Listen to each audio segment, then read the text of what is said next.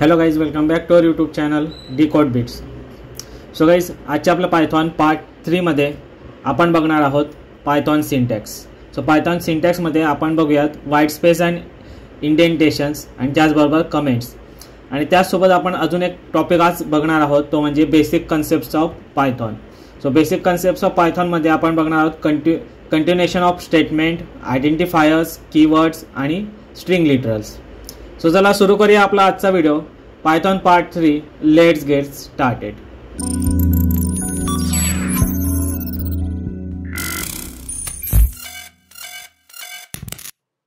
So सर्वात आधी आपण बघणार आहोत पायथॉन सिंटॅक्स. आणि पायथॉन सिंटॅक्स मध्ये आपण बघणार आहोत white space and indentations. So आता व्हाईट स्पेस आणि इंडेंटेशन म्हणजे काय किंवा कसा यूज करतात तर ते आज आपण बघणार आहोत.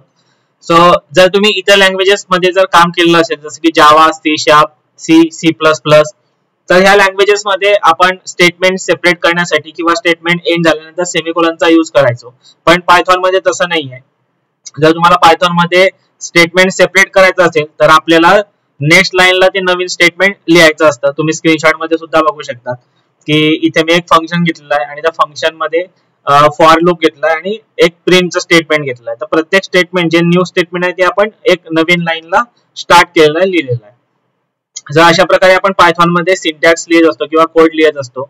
सो आपण तर पायथॉनचा सिंटॅक्स कशा प्रकारे लिहितात तर ते आपण एक छोटंसं इथे एक्झाम्पल घेणार आहोत. सो सर्वात आधी आपण काय करूया, एक ॲरे घेऊयात फ्रुट्स म्हणून आणि ॲरे मध्ये फ्रूटचे नाव घेऊयात. सपोज ऍपल, त्यानंतर मँगो,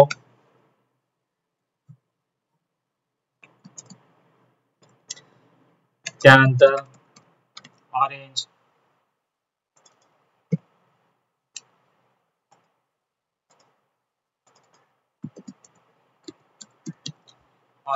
त्यानंतर बनाना घेऊया. सो असे काही आपण फ्रूटचे नाव या ठिकाणी घेतलेले आहेत, नेम्स घेतलेले आहेत. तर तुम्हाला इथे दिसत असेल इथे एक येलो कलरची लाईन येते. तर ही एक वॉर्निंग आहे. ही वॉर्निंग काय आहे की प्रत्येक तुमचं स्टेटमेंट संपलं की तुम्हाला एक एम्प्टी लाईन त्याच्या खाली सोडायची आहे. तिथे तुम्ही बघू शकता no new line at the end of the file. तर तुम्हाला एक लास्टला एक एम्प्टी लाईन सोडायची आहे. तिथे जर मी इथे एंटर केलं तर ती जी वॉर्निंग आहे ती वॉर्निंग इथनं निघून जाणार आहे. सो आता आपण काय करूया, एक फंक्शन घेऊया आणि त्या फंक्शन मध्ये हा जो फॉर लूप आहे तर त्या फॉर लूपला फिरवूया आणि हे जे नाव आहेत म्हणजे जे ऍपल, मँगो, ऑरेंज, बनाना हे आपल्याला प्रिंट करायचे. आता हे इथे मी ॲरे घेतलं. इतर लँग्वेजेस मध्ये जर मी ॲरे लिहिला असता असा तर शेवटी मी सेमीकोलन दिला असता. पण पायथॉन मध्ये सेमीकोलन द्यायची गरज नाहीये. तिथे जर तुम्ही बघितलं तर लगेच इथे वॉर्निंग आलेली आहे, statement end with a semicolon. तर इथनं सेमीकोलन जर मी इथनं रिमूव्ह केला तर ती जी वॉर्निंग आहे ती इथनं निघून जाणार आहे. सो आता इथे आपण एक फंक्शन लिहिणार आहोत. आपला फंक्शन हा कन्सेप्ट झालेला नाहीये, पण जस्ट एन एक्झाम्पल आपण इथे घेणार आहोत. तर फंक्शन लिहिण्यासाठी इथे आपण डीईएफ डिफिनेशनचा जो शॉर्ट फॉर्म आहे डीईएफ तो आपण घेत असतो. त्यानंतर एक फंक्शनचं आपल्याला नाव द्यायचं आहे, जसं की आपण इथे मी एक मेन म्हणून देणार आहे. त्यानंतर फंक्शन इतर लँग्वेजेस मध्ये जर आपण फंक्शन लिहित असू तर आपण कर्ली ब्रॅकेटचा यूज करतो, पण इथे आपल्याला कर्ली ब्रॅकेटचा यूज करायचा नाहीये. इथे आपल्याला जस्ट काय करायचंय, कोलन द्यायचा आहे. कोलन दिल्यानंतर नेक्स्ट लाईनला आपल्याला एक ॲरे घ्यायचा आहे. हा जो ॲरे आहे त्याला आपल्याला फॉर लूपचा यूज करून प्रिंट करायचा आहे. सो आपण इथे काय करणार, फॉर लूप घेणार, for x in fruits. Okay, आणि नेक्स्ट लाईनला तर इतर लँग्वेजेस मध्ये सुद्धा जर आपल्याला फॉर लूप लिहायचा असेल तर आपण काय करतो, फॉर लिहितो आणि इथे काय करतो, पॅरेंथेसिस घेतो. पण इथे जर पायथॉन मध्ये जर तुम्ही पॅरेंथेसिस वापरलं तर तिथे आपल्याला काय करेल ते एरर देईल. तर पायथॉन मध्ये फॉर लूप साठी पॅरेंथेसिसचा सुद्धा आपण यूज नाही करत. तर इथे आपण इथे फॉर एक्स इन फ्रुट्स असं घेतलंय. आता हा जो एक्स आहे त्याला आपल्याला प्रिंट करायचा आहे. तर प्रिंट करण्यासाठी सिंपल प्रिंट मेथडचा यूज करतो आपण. इथे आपण प्रिंट मध्ये एक्स घेणार आहोत आणि दॅट्स इट. तर आपला हा जो कोड आहे किंवा हे जे फंक्शन आहे, फंक्शन या ठिकाणी कंप्लीट झालेलं आहे. प्रिंट नंतर सुद्धा आपल्याला सेमीकोलन द्यायची गरज नाहीये. तर आता हे जे फंक्शन आहे याला आपल्याला कॉल करायचं. सो आपण इथे नेक्स्ट लाईनला जाणार आहोत आणि नेक्स्ट लाईनला इथे आपण हे जे मेन आहे हे फंक्शन जस्ट आपल्याला इथे कॉल करायचं आहे. याच्यानंतर एक एम्प्टी लाईन आपल्याला अगेन एक एम्प्टी लाईन सोडायची. जर मी इथे एम्प्टी लाईन नाही सोडली तर अगेन आपल्याला इथे एक वॉर्निंग येणार आहे, no new line at the end of the file. त्याकरता आपल्याला इथे एक एम्प्टी लाईन म्हणजे जो आपला कर्सर आहे तो कर्सर आपल्याला न्यू लाईनला घेऊन जायचा आहे.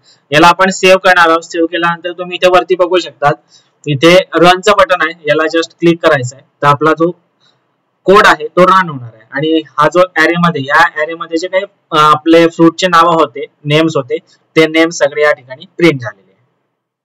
सो अशा प्रकारे आपण पायथॉन मध्ये कोड करू शकतो, किंवा एखादा फंक्शन आहे, एखादा ऍरे आहे, तर तो अशा प्रकारे लिहू शकतो. Okay, so this is about Python syntax. So आता आपण बघणार आहोत कमेंट्स इन पायथॉन. तर पायथॉन मध्ये कमेंट्स कशा प्रकारे आपण लिहित असतो. आता कमेंट्स काय आहेत, तर comments are as important as the code because they describe why a piece of code was written. तर आता कमेंट्स काय, ह्या आपण इतर लँग्वेजेस मध्ये पण बघितलेलं आहे. की कमेंट्स काय आहेत, तर एक प्रकारे नोट्स आहे. आपण जो कोड करतो तर तो कोड कशाबद्दल आहे किंवा कशासाठी आपण केलेला आहे, तर हे सांगण्याचं काम त्या कमेंट्स करत असतात. जसं की तुम्ही इथे स्क्रीनशॉट मध्ये बघू शकता, इथे मी एक फंक्शन घेतलेलं आहे. तर हे फंक्शन कशासाठी आहे, तर ते आपण या कमेंट मध्ये लिहिलं आहे की define main function to print out fruits array. त्यानंतर कॉल फंक्शन मेन, तर या ठिकाणी आपण मेन फंक्शनला कॉल केलं आहे. तर ते अशा यासाठी आपण कमेंट्स लिहित असतो. म्हणजे कोड कशासाठी आपण केलेला आहे किंवा या कोड मध्ये काय होणार आहे, काय परफॉर्म होणार आहे, तर ते डेव्हलपरला समजण्यासाठी. डेव्हलपरला आता सपोज आपण आता कोड केला किंवा काही वर्षानंतर किंवा काही दिवसानंतर आपल्याला जर एखादा नवीन डेव्हलपर आला तर त्याला सुद्धा तो कोड समजायला हवा, तर त्यासाठी आपण कमेंटचा यूज करत असतो. So in Python a single line comment begins with a hash symbol followed by the comments. तर आपण इतर लँग्वेजेस मध्ये जर तुम्ही बघितलं तर कमेंट, सिंगल लाईन कमेंट्स करण्यासाठी आपण फॉरवर्ड स्लॅशचा यूज करतो. 2 फॉरवर्ड स्लॅश देतो आणि नंतर कमेंट करत असतो, किंवा जी काही कमेंट लिहायची ती सेंटेन्स आपण त्या ठिकाणी लिहित असतो. पण पायथॉन मध्ये कसं आहे की आपल्याला सिंगल लाईन कमेंट जर करायची तर हॅश जो सिम्बॉल आहे हॅशटॅग, तर त्या हॅशटॅग सिम्बॉलचा यूज करायचा आहे. सो आपण करून बघूया. आता इथे मी हे फंक्शन घेतलंय, तर इथे आपण जस्ट एक सिंपल कमेंट घेणार आहोत. तर कमेंट करण्यासाठी तुम्हाला कंट्रोल आणि जे फॉरवर्ड स्लॅशचं जे बटन आहे किंवा क्वेश्चन मार्कच्या बटनवर आहे कीबोर्डवर, ते बटन प्रेस करायचं आहे. तर इथे कमेंट हॅश सिम्बॉल इथे प्रिंट होईल आणि त्यानंतर तुम्हाला जे लिहायचं आहे तर ते तुम्ही ऍज अ कमेंट म्हणून इथे लिहू शकता. तर इथे कॉलिंग मेन फंक्शन, जस्ट ही एक आपली कमेंट झाली. आणि जेव्हा हा कोड कंपाइल होतो, आता इथे मी रन केलं याला परत, तर फक्त हे जे फ्रूटचे जे नेम्स आहेत किंवा नाव आहे तर तेच प्रिंट झालेले आहे आणि ही जी कमेंट आहे ती कमेंट इथे इग्नोर झालेली आहे. सो अशा प्रकारे तुम्ही कोड मध्ये कमेंट्स करू शकता. सो आता आपण बघणार आहोत कंटिन्युएशन ऑफ स्टेटमेंट. पायथॉन बेसिकचे काही कन्सेप्ट आपण आता बघणार आहोत. तर त्यामध्ये आहे कंटिन्युएशन ऑफ स्टेटमेंट. तर कंटिन्युएशन ऑफ स्टेटमेंट म्हणजे काय, तर आता बऱ्याच वेळेस काय होतं की आपला जो कोड ऑफ लाईन असते, सिंगल लाईन ऑफ कोड, तर ती खूप मोठी असते. आता सपोज आपल्याला मल्टिपल इफ कंडिशन द्यायचे, जसं की स्क्रीनशॉट मध्ये तुम्ही बघू शकता मल्टिपल इफ कंडिशन्स आहेत आपल्याकडे. तर ती जी लाईन असते इफ कंडिशनची ती खूप लॉंग होत असते आणि जर तिला आपल्याला नेक्स्ट लाईनला जर घेऊन जायचं असेल पायथॉन मध्ये, तर त्या कन्सेप्टला आपण कंटिन्युएशन ऑफ स्टेटमेंट म्हणतो आणि त्यासाठी आपण बॅक स्लॅशचा यूज करतो. इथे तुम्ही स्क्रीनशॉट मध्ये बघू शकता. तर Python uses a new line character to separate a statement. It place each statement on one line. However, a long statement can span multiple lines by using the backslash character. So अशा प्रकारे जर तुमचे multiple condition असतील तर multiple कंडिशनला जर तुम्हाला next लाईनला घेऊन जायचं असेल तर इथे आपण बॅकस्लॅशचा यूज करून ते काम परफॉर्म करत असतो किंवा जो कोड आहे त्याला न्यू लाईनला घेऊन जात असतो. आता हे जे फंक्शन आहे त्याला आपण आता इथं इरेज करणार आहोत आणि आपण एक नवीन कोड करून बघूया, एक नवीन एक्झाम्पल करून बघूया. सो त्यासाठी आपल्याला काय करायचं आहे, इथे मी काही व्हेरिएबल्स घेणार आहे. सो इथे मी नेम घेणार आहे. Name is equal to Peter. आता सध्या इलेक्शनचा काळ सुरू आहे, इलेक्शनचा पिरियड सुरू आहे, तर आपण ते इलेक्शन बेसवर एक एक्झाम्पल घेणार आहोत. सो पीटर, त्याचा एज आहे 20 इयर्स आणि त्याचा सेक्टर नंबर आहे, sector is equal to 12. Okay. So आता इथे आपण एक इफ कंडिशन घेणार आहोत. त्यासाठी आपल्याला इफ घ्यायचा आहे. If name equal to Peter, जर नेम पीटर असेल त्यानंतर and age equal to 20 and sector equal to 12, ह्या तिन्ही कंडिशन जर मॅच झाल्या तर आपल्याला प्रिंट करायचं आहे Peter can vote at JM road centre. जर या तिन्ही कंडिशन मॅच झाल्या तर पीटर काय करू शकतो, मतदान करू शकतो. कोणत्या सेंटरला, तर ऍट जेएम रोड सेंटर. तर अशा प्रकारे कंडिशन आपण चेक करत असतो पायथॉन मध्ये. आता हे झालं लॉंग स्टेटमेंट, तरी इथे हे शॉर्ट आहे. पण जर तुम्हाला इथे फर्स्ट लाईनला 2 कंडिशन घ्यायचे आणि जी लास्ट कंडिशन आहे ती जर तुम्हाला नेक्स्ट लाईनला घ्यायची तर त्यासाठी आपण बॅक स्लॅशचा यूज करतो. तर कशा प्रकारे करतो, इथे स्पेस द्यायचा, याला एंटर करायचं आणि अँड नंतर आपल्याला बॅक स्लॅश यूज करायचा. तर जर तुम्ही इथे बॅक स्लॅश यूज केलं तर अशा प्रकारे तुम्ही हे लिहू शकतात मल्टिपल लाईन्सला कंडिशन्स किंवा स्टेटमेंट कंटिन्यू करू शकतात मल्टिपल लाईन्सला. तर आता आपण याला रन करून बघणार आहोत. इथे जर तुम्ही रन केलं तर तुम्ही इथे बघू शकता Peter can vote at JM road centre. हे जे स्टेटमेंट आहे ते स्टेटमेंट या ठिकाणी प्रिंट झालेलं आहे. सो अशा प्रकारे जर तुम्हाला मल्टी लाईन स्टेटमेंट लिहायचे असतील किंवा स्टेटमेंटला कंटिन्यू करायचं असेल नेक्स्ट लाईनला तर तुम्ही बॅक स्लॅशचा वापर करून यूज करून स्टेटमेंट कंटिन्यू करू शकतात. सो आता आपण बघणार आहोत आयडेंटिफायर्स. आयडेंटिफायर्स म्हणजे काय, each and every programming language मध्ये आयडेंटिफायर्स हा कन्सेप्ट असतो. जर तुम्ही इतर लँग्वेजेस वर सुद्धा काम करत असाल जसं की जावा, सी प्लस प्लस, जावा स्क्रिप्ट, तर कोणत्याही लँग्वेजवर जर तुम्ही काम करत असाल तर त्या सगळ्या लँग्वेजेस मध्ये आयडेंटिफायरचा यूज होत असतो. तशाच प्रकारे पायथॉन मध्ये सुद्धा आयडेंटिफायरचा यूज होत असतो. आता आयडेंटिफायर्स म्हणजे काय, so identifiers are name that identify variables, function, module, classes and other object in Python. तर मग अशी आपण मागच्या स्लाइडवर बघितलं, आपण काय केलं, एक फंक्शन डिफाइन केलं. तर या फंक्शनला कॉल करण्यासाठी आपण त्या फंक्शनच्या नावाने त्याला कॉल केलेलं आहे. सो या फंक्शनचे जे नाव आहे त्याला आपण काय म्हणतो, आयडेंटिफायर म्हणतो. अजून इझिली समजण्यासाठी आपण काय करूया, आपला जो व्हाईट बोर्ड आहे यावर समजून घेऊया. सो इथे आपल्याकडे काही युजर्स आहेत किंवा काही एम्प्लॉई आहे. आता एम्प्लॉईला आपण कशा प्रकारे आयडेंटिफाय करतो किंवा ओळखतो, किंवा आपले फ्रेंड्स आहेत तर त्या फ्रेंड्सला आपण कशा प्रकारे आपण ओळखतो, तर त्यांच्या नावानुसार आपण त्यांना ओळखत असतो. तर इथे हा एक तुमचा मित्र आहे किंवा आपला फ्रेंड्स आहे तर त्याचं नाव काय, पीटर आहे. हे जे नाव आहे तर ते त्याचं काय आहे, स्वतःचं एक आयडेंटिफिकेशन आहे. इथे जॉन आहे तर हे जॉन काय आहे, याचं एक आयडेंटिफिकेशन आहे, त्याची एक ओळख आहे. त्यानंतर इथे एक कार आहे, तर कार तर मार्केटमध्ये खूप सारे आहे पण ती एक स्पेसिफिक कार आहे. तर त्या कारचं काहीतरी आयडेंटिफिकेशन असेल किंवा त्याचं काहीतरी नाव असेल. त्या कारचं नाव काय, टाटा पंच आहे, तर ही पंच कार आहे. त्यानंतर मोबाईल मार्केटमध्ये अनेक आहे, हजारो मोबाईल्स आहे. पण त्या मोबाईलला जर तुम्हाला ओळखायचं असेल, आयडेंटिफाय करायचं असेल तर त्याला काहीतरी आपण नाव देतो किंवा त्या नावाने त्या मोबाईलला ओळखत असतो. तर या मोबाईलचं नाव काय, ऍपल आयफोन 15 प्रो.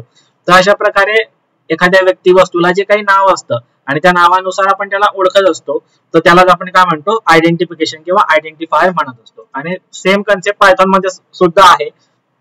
जर एखाद्या व्हेरिएबलचं नाव असेल, फंक्शनचं नाव असेल, मॉड्यूलचं नाव असेल, क्लासचं नाव असेल किंवा एखाद्या ऑब्जेक्टचं नाव असेल तर त्या सर्व गोष्टींना आपण काय म्हणतो, आयडेंटिफायर म्हणत असतो. The name of the identifier needs to begin with a letter or a underscore. तर आयडेंटिफायरचं जे नाव आहे म्हणजेच व्हेरिएबलचं, फंक्शनचं, मॉड्यूलचं, क्लासेसचं हे जे नाव आपण देत असतो किंवा नेम डिफाईन करत असतो तर ते नेम लेटर्सने सुरुवात व्हायला पाहिजे. तर त्या नावाची सुरुवात एखाद्या लेटर्सने, अल्फाबेटने सुरुवात व्हायला पाहिजे किंवा अंडरस्कोर वापरून त्याची सुरुवात व्हायला पाहिजे. Okay, so Python identifiers are a case sensitive. For example, counter and counter are different identifiers. So Python मध्ये identifiers जे आहे ते केस सेन्सिटिव्ह आहे. तर तुम्ही इथे एक्झाम्पल मध्ये बघू शकतात की काउंटर यामध्ये सी हा जो आहे तो स्मॉल लेटर मध्ये आहे आणि अँड काउंटर यामध्ये सी जो आहे तो कॅपिटल लेटर मध्ये आहे. तर दोघी जे व्हेरिएबल्स आहे किंवा दोघी जे आयडेंटिफायर्स आहेत ते डिफरंट आहे. Okay, so in addition you cannot use Python keyword for naming identifiers. So Python चे जे काही रिझर्व्ह कीवर्ड्स आहेत तर त्या कीवर्डचा वापर आपण ऍज अ आयडेंटिफायर म्हणून नाही करू शकत. Okay, so this is about the identifiers. आता आपण बघणार आहोत कीवर्ड्स. तर जसे की इतर लँग्वेजेस मध्ये सुद्धा काही रिझर्व्ह कीवर्ड्स आहेत तसंच पायथॉन मध्ये सुद्धा स्वतः त्या पायथॉन लँग्वेजचे काही कीवर्ड्स आहेत. some keywords have special meaning in Python. They are called keywords. So Python is growing and evolving language, so its keyword will keep increasing and changing. तर Python ही growing language आहे, म्हणजे रोज नवीन नवीन features Python मध्ये येत आहेत. तर त्यामुळे काय होतं की पायथॉन मध्ये रोज नवीन कीवर्ड ऍड होत आहे, काही जुने कीवर्ड असतील ते रिमूव्ह होत आहेत. त्यामुळे असे स्पेसिफिक काही कीवर्ड्स नाहीये, पण काही आपण बेसिक जे कीवर्ड्स आहेत त्या कीवर्ड्सचा स्क्रीनशॉट मी या ठिकाणी टाकलेला आहे. जसे की false, class, finally, is, return, none, true, and, as, assert, break, def, delete, elif, else, except, असे खूप सारे कीवर्ड्स आहेत. या व्यतिरिक्तही बरेच सारे कीवर्ड्स पायथॉन मध्ये ऍड होत असतात आणि पायथॉन मधून रिमूव्ह होत असतात. सो द फॉलोइंग स्क्रीन 1 हे जो स्क्रीनशॉट आहे तर त्यामध्ये पायथॉनचे सगळे कीवर्ड्स आहेत. आणि कीवर्डची जर तुम्हाला लिस्ट बघायची असेल तर त्यासाठी आपल्याला काय करायचं असतं, इम्पोर्ट कीवर्ड, कीवर्डला इम्पोर्ट करायचं असतं आणि नंतर keyword dot keyword list, केडब्ल्यू list म्हणजे काय तर कीवर्ड लिस्ट, तर ती तुम्ही बघू शकता किंवा इम्पोर्ट करू शकता तुमच्या कोड मध्ये. सो आता आपण बघणार आहोत स्ट्रिंग लिटरल. तर एखादी स्ट्रिंग जर तुम्हाला पायथॉन मध्ये लिहायची असेल तर तुम्ही कशा प्रकारे लिहू शकता, तर ते आपण आता बघणार आहोत. तर जसं की इतर लँग्वेजेस मध्ये आपण सिंगल कोट, डबल कोटचा यूज करतो, तसंच पायथॉन मध्ये सुद्धा सिंगल कोट आणि डबल कोटचा यूज करत असतो स्ट्रिंग लिहिण्यासाठी. सो पण पायथॉन मध्ये जर तुम्हाला मल्टीलाईन स्ट्रिंग लिहायची असेल तर त्या केसमध्ये आपल्याला पायथॉन मध्ये ट्रिपल कोटचा यूज करावा लागतो. सो आता आपण प्रॅक्टिकली बघणार आहोत. सो हा जो कोड आहे याला आपण इरेज करूयात आणि इथे मी एक व्हेरिएबल घेतो, सपोज ए किंवा एक्स घेऊया. X is equal to this is single line string. Okay, so ही जी आहे ती सिंगल लाईन स्ट्रिंग आहे. याला आपण अगेन प्रिंट करणार आहोत एक्स. त्यानंतर सिंगल कोटचा वापर करून आपण इथे सिंगल लाईन स्ट्रिंग केलेली आहे. आता जर मला मल्टी लाईन स्ट्रिंग करायची असेल किंवा डबल कोटचा यूज करायचा असेल सिंगल लाईन साठी तर ते सुद्धा आपण करू शकतो. तर इथे आपण आता डबल कोटचा यूज करणार आहोत. This is also single line string using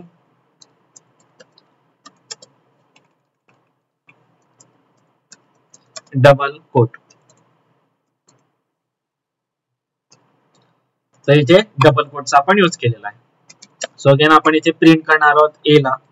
त्यानंतर सो इफ जर तुम्हाला मल्टी लाईन स्ट्रिंग लिहायची असेल किंवा मल्टी लाईन कमेंट करायची असेल तर त्या केस मध्ये आपल्याला ट्रिपल कोटचा यूज करावा लागतो. तर जस्ट सिम्पली तुम्हाला 3 टाइम्स कोड प्रेस करायचा आहे. तर इथे ट्रिपल कोड हा जनरेट होईल आणि याला असं एंटर करून यामध्ये मल्टी लाईन स्ट्रिंग तुम्ही करू शकता. So this is multi line string. तर अशा प्रकारे n नंबर्स ऑफ लाईन तुम्ही या ट्रिपल कोटच्या आत लिहू शकता. आणि अगेन आपण काय करणार आहोत, याला सुद्धा प्रिंट करणार आहोत, प्रिंट बी. याला सेव्ह करूयात, रन करूयात. तर तुम्ही ते बघू शकता कन्सोलवर. This is single line string, this is also single line string using double quote आणि this is a multi line string. तर स्ट्रिंग जो आहे तो ऍज इट इज नेक्स्ट लाईनला इथे प्रिंट झालेला आहे. सो अशा प्रकारे स्ट्रिंग लिटरलचा यूज पायथॉन मध्ये होत असतो. So this is a basic गोष्टी आपण आज पायथॉन मध्ये बघितलेल्या आहेत. सो इन डीप आपण इन अपकमिंग व्हिडिओज मध्ये बघणार आहोत each and every concept of Python. So आज आपण इथेच थांबूयात. आजचा व्हिडिओ, आजचा कन्सेप्ट तुम्हाला कसा वाटला हे आम्हाला कमेंटद्वारे नक्की कळवा. आणि आपला जो व्हिडिओ आहे तो व्हिडिओ जास्तीत जास्त विद्यार्थ्यांपर्यंत किंवा तुमच्या मित्रमैत्रिणींपर्यंत शेअर करा. आणि तुम्ही जर आपल्या चॅनलवर नवीन असाल तर सबस्क्राईब करायला विसरू नका. पुन्हा भेटूया एका नवीन व्हिडिओमध्ये एका नवीन कन्सेप्ट सोबत. तोपर्यंत धन्यवाद. Thanks for watching the video.